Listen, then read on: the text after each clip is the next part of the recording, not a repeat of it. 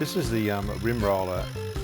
The difference between the rim roller and the parallel roller is you can do stuff like adjust the height of this roller relative to the height of the other roller.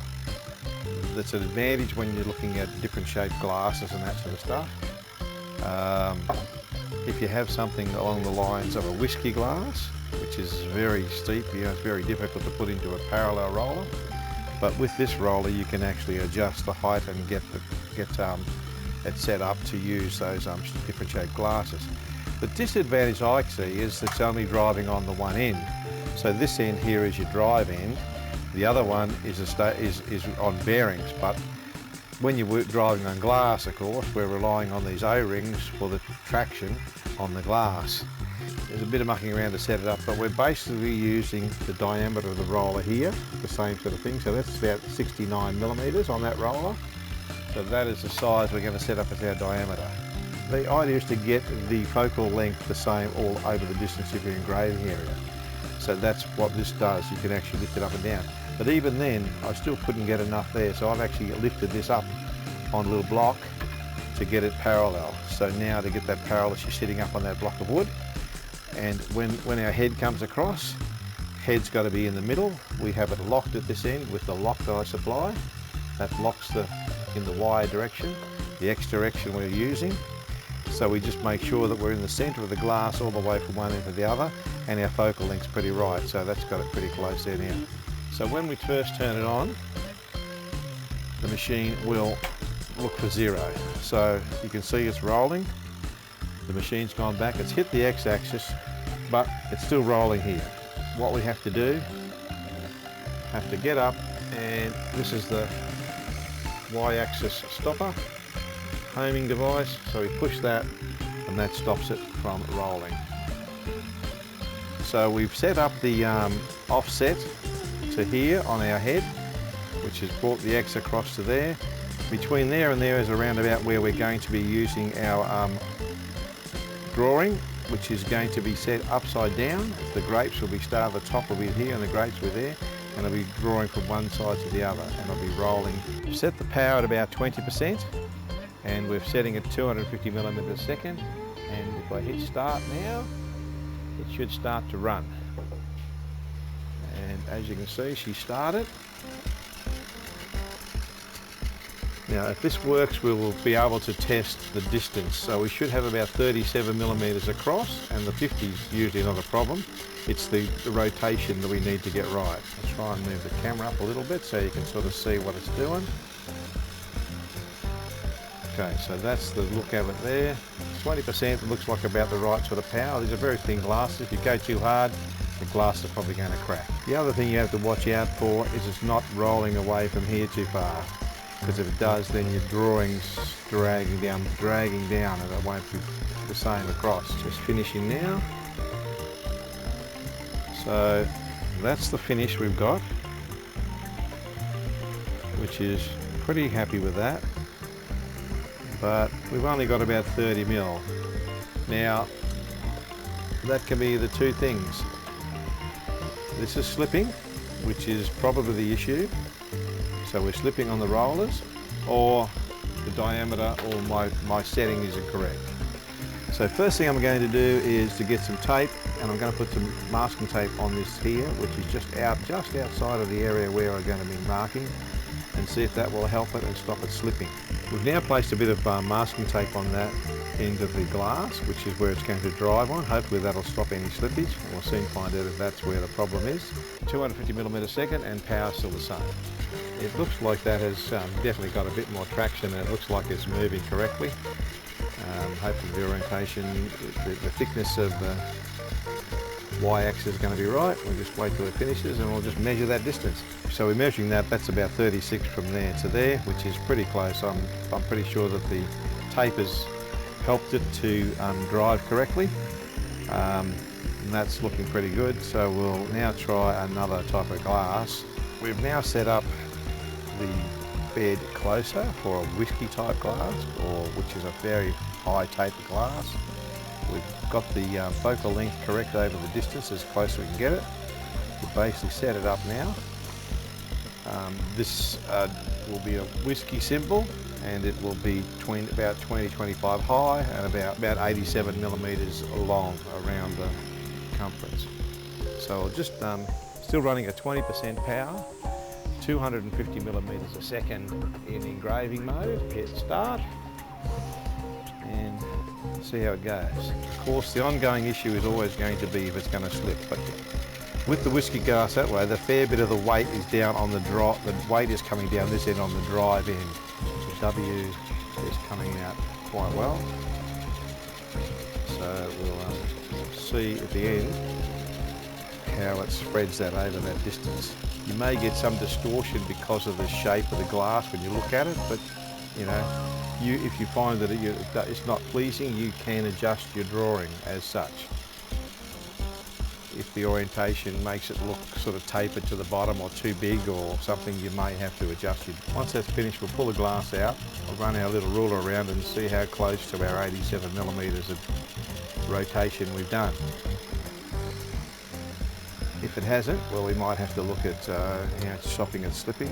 It looks a bit small, but it does look okay anyway. My try is doing a square, and a square is going to give you, if it's orientated correctly, that's how you basically would set it up with a, say, a 25 millimeter by 25 millimeter square. If it engraves 25 by 25, we then know that it's moving in the right amount. And this is going to be a 25 by 25 square engraved. We'll just measure it up. If we measure it afterwards, and we have 25 by 25, our steps or pulses per revolution should be okay. Now, if I find that isn't rotating enough, the first thing I'll try is a bit of tape on there to make sure it's not slipping. And if that doesn't work, then we'll have to adjust the pulses per revolution.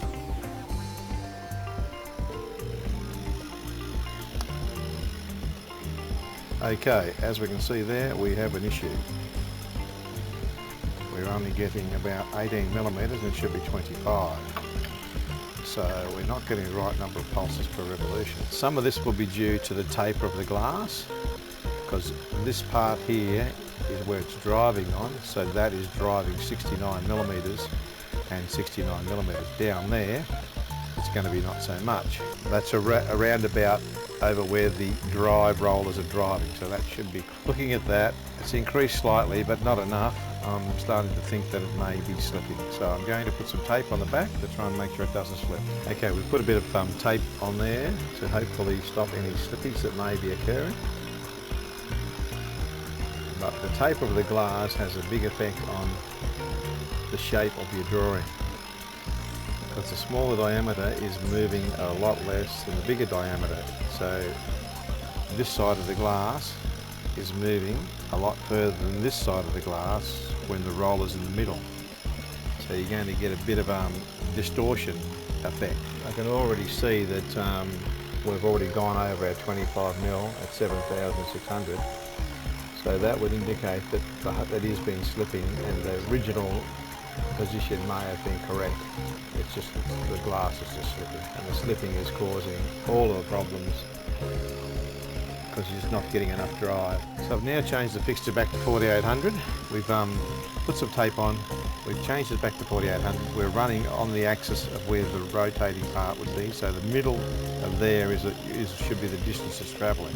So we're going to still get distortion because it's not going to be square. Okay, this is 25 by 25 running at 5,200 pulses per revolution. And that's finished. And we'll just measure that and see how that comes out compared to the 25. It's looking quite close, but we may be compromising between those two, because we've got to go in the middle of this here. That's pretty close in the centre, but we're going to have a taper because of the taper of the glass. But in the centre where the roller's going, we're pretty close to 25 mil. So 5,200 pulses per revolution looks pretty close, which is a bit more than what I started off with. So to make this machine work, basically we just got to get enough drive. Now the tape seems to work. I did have an option that I thought would be not bad. I bought some plasticine, and that would put more weight in that area. This time I've put the tape on, and I've also put the bit of plasticine there to weight it up.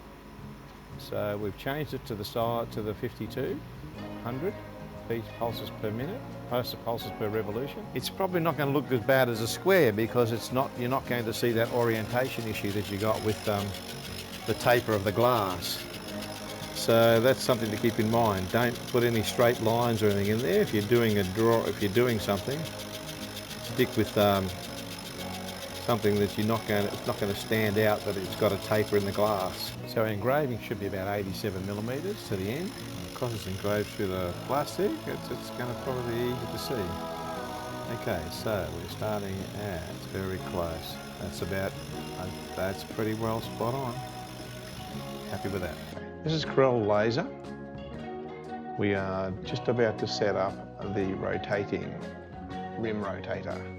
Now the drawing we're doing is the grapes here. If you click on the grapes down the bottom here, you can see they're set up as a grayscale, about 55. That seems to work quite well when you're engraving glass. Now, it's going to carry on a bit because I don't have it hooked up to the laser machine, but these are your basic connections. We're looking at engraving sunken, speed 250. Reference is 400, so that is on the X side to work out, so it's lined up with where we're going to engrave on the glass. The Y doesn't matter because we've fixed that with the located with the lock, which is locked that direction, which is rotating. So we have to set up the rotary. Now, when we start on rotary, you can either get in through fixture or rotary here. We're going to rotary. We have to use a standard fixture for the rim rotating system. So we're going to do a standard fixture. The wheel that it's running on, the drive wheel, is 69 millimeters, which we're putting in there. It seems to be about 5,200 pulses per rotation, seems to give us an accurate movement over that distance. That is only where the drive roller is running on the glass. If the glass is tapered, it's going to be smaller at the bottom, the tapered end, and bigger at the untapered end. As the glass expands away from either end, it's going to be different. So you may have to adjust your drawing. If you wanted a nice square, you're going to have to adjust your square so it's fatter at the bottom and narrow at the top. So when it does print, if it's got on a whiskey glass, as per the example, it will print correctly and look right, not out of shape. You can adjust that in your drawings, and that will work well. Okay, so we hit OK from there, and now we're just ready to start. So you hit start there, and it will start engraving.